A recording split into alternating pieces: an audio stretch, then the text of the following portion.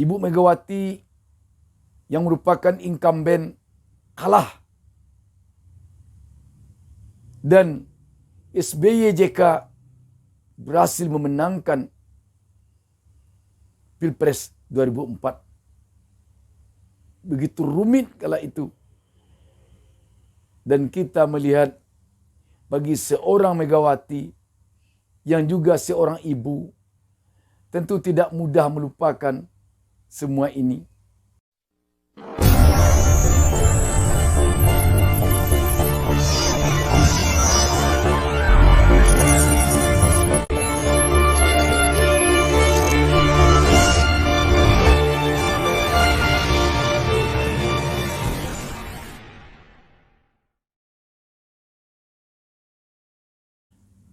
Assalamualaikum warahmatullahi wabarakatuh.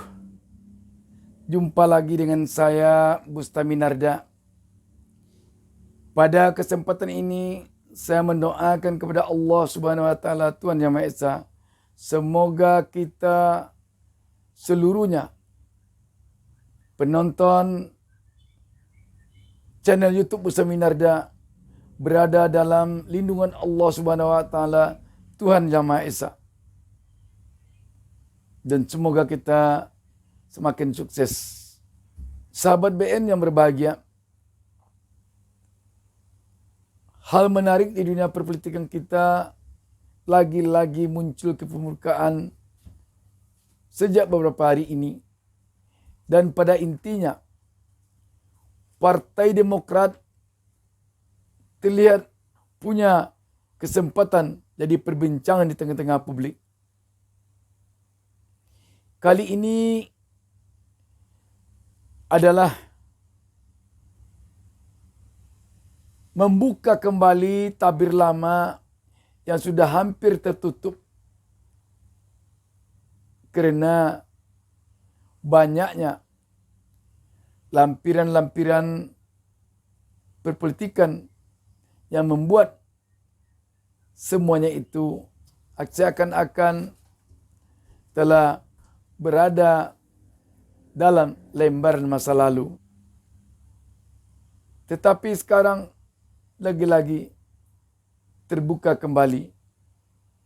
Kita tentu masih ingat saat-saat akan berlangsung Pilpres tahun 2004. Kita diterkejutkan dengan munculnya seorang calon presiden yang merupakan rival terberat dari seorang yang sedang jadi presiden, di mana calon presiden tersebut muncul dari kabinet presiden yang saat itu sedang berkuasa. Kita tahu tiba-tiba Menko Polhukam saat itu, Bapak Susilo Bambang Yudhoyono, yang kita kenal dengan sebutan SBY, tiba-tiba mengundurkan diri dalam kabinet gotong royong yang dipimpin oleh Presiden kala itu, Ibu Megawati Soekarno Putri. Tak lama kemudian muncul ke permukaan Pak SBY maju menjadi calon presiden. Dan pasangan beliau masih dari dalam kabinet juga, yaitu Menteri Koordinator Kesejahteraan Rakyat, Menko Kesra, Bapak Yusuf Kala, yang kita kenal dengan JK, yang lagi-lagi dari dalam kabinet gotong royong pimpinan Megawati Soekarno Putri, yang kala itu akan maju menjadi calon presiden untuk periode kedua. Bayangkan rumitnya kala itu. Satu hal yang kita ingat waktu itu, begitu dinamika politik berjalan sangat cepat, dan suhu politik makin lama makin memanas, tiba-tiba SBY mendapat julukan waktu itu Jenderal Anak-anak, yang disampaikan oleh orang dari dalam kubu Megawati. Dan kala itu Pak SBY seperti orang yang sedang terzalimi. Hal itu berlanjut terus sampai pada Pilpres 2004 dan ternyata Ibu Megawati yang merupakan incumbent kalah dan SBY JK berhasil memenangkan Pilpres 2004. Begitu rumit kala itu. Dan kita melihat bagi seorang Megawati yang juga seorang ibu, tentu tidak mudah melupakan semua ini. Kita melihat beberapa kali pertemuan Ibu Megawati dengan Pak SBY di istana yang sempat menjadi perhatian masyarakat.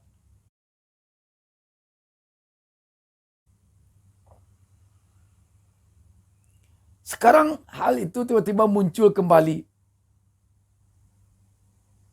Kenapa ini muncul?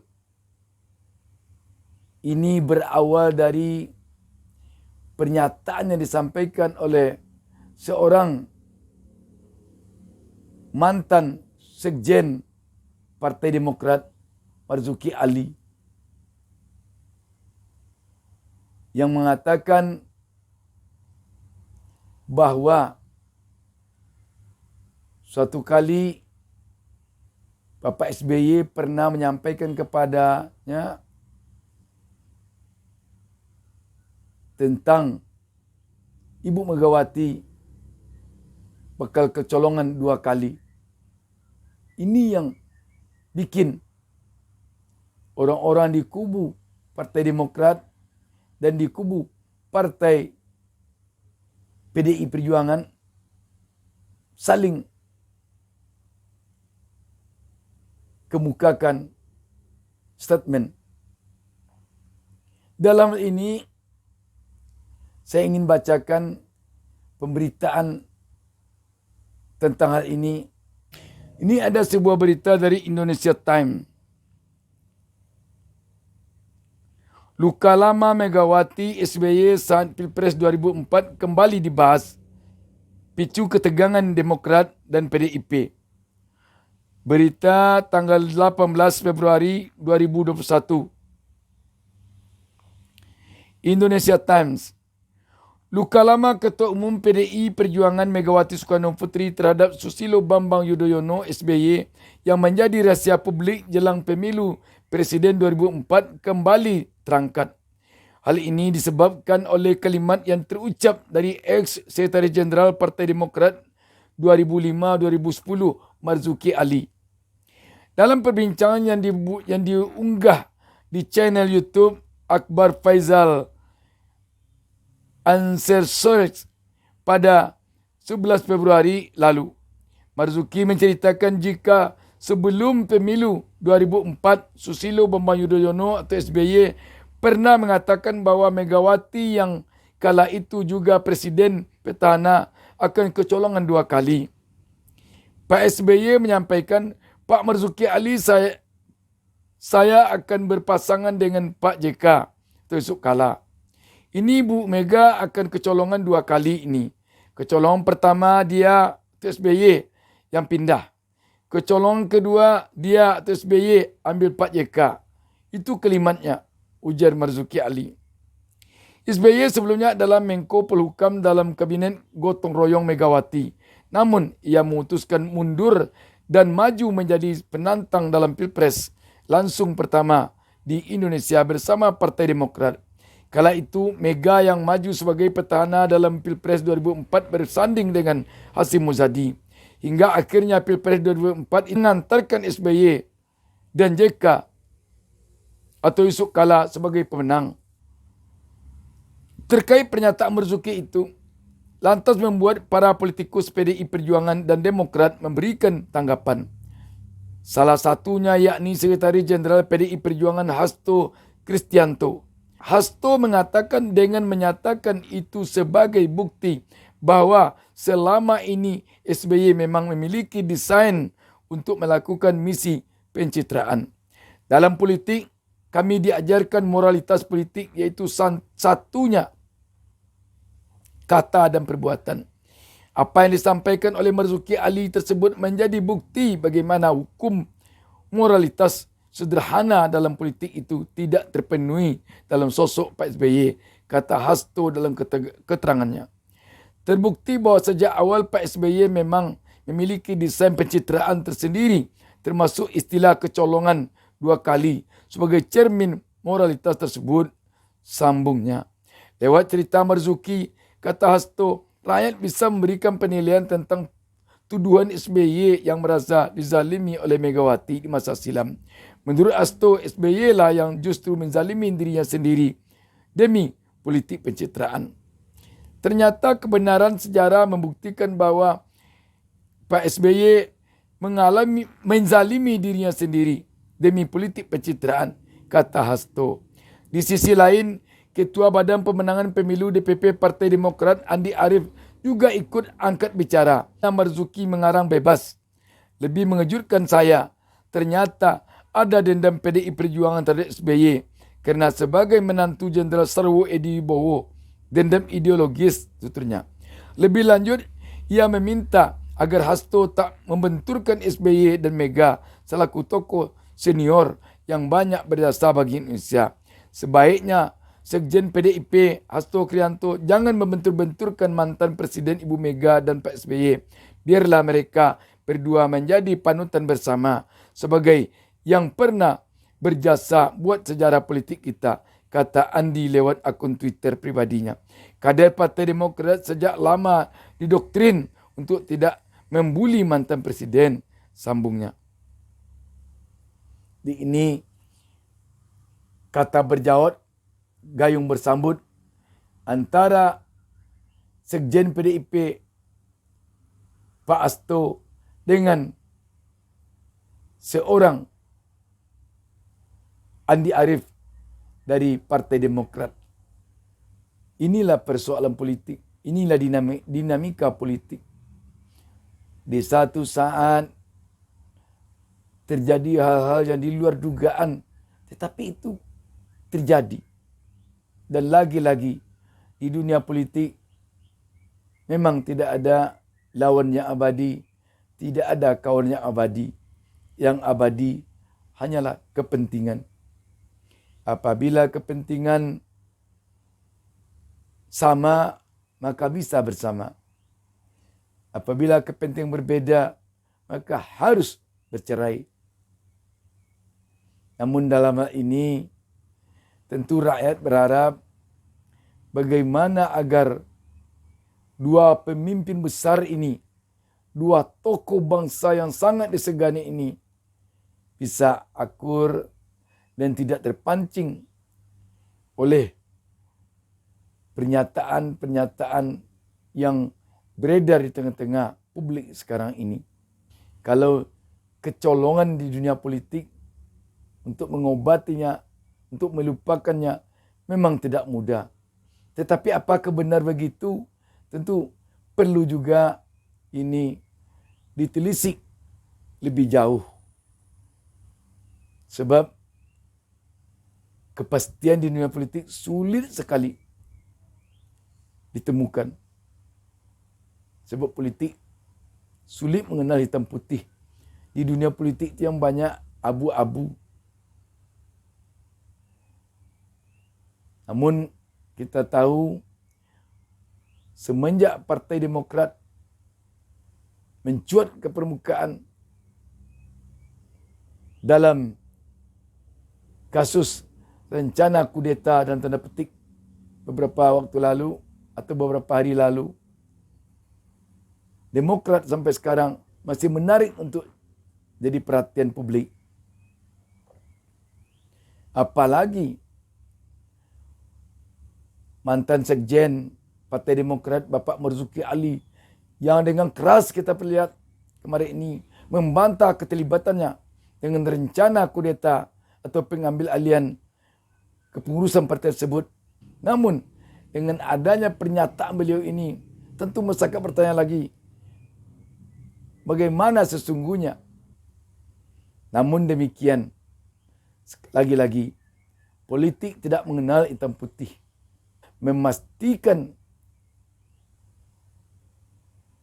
apa yang sesungguhnya terjadi dalam sebuah dinamika politik sangat sulit. Demikian juga dengan apa yang terjadi di Demokrat dan apa yang terjadi di PDIP dan apa yang terjadi sekarang antara Demokrat dan PDIP. Sangat-sangat sulit kita memahaminya secara pasti. Namun yang jelas, kita berkeyakinan makin mendekati tahun 2024, suhu politik akan makin memanas. Isu-isu politik akan semakin kelihatan bermunculan ke permukaan. Kalau sekarang luka lama antara Megawati dan SBY terungkit kembali, tidak tertutup kemungkinan juga hal-hal lain yang nyaris serupa dengan itu.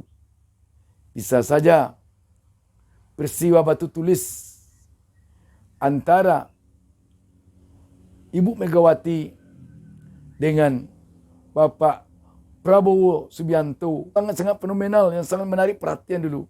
Bisa saja ke depan ini dalam dinamika politik menghadapi tahun 2024 muncul kembali.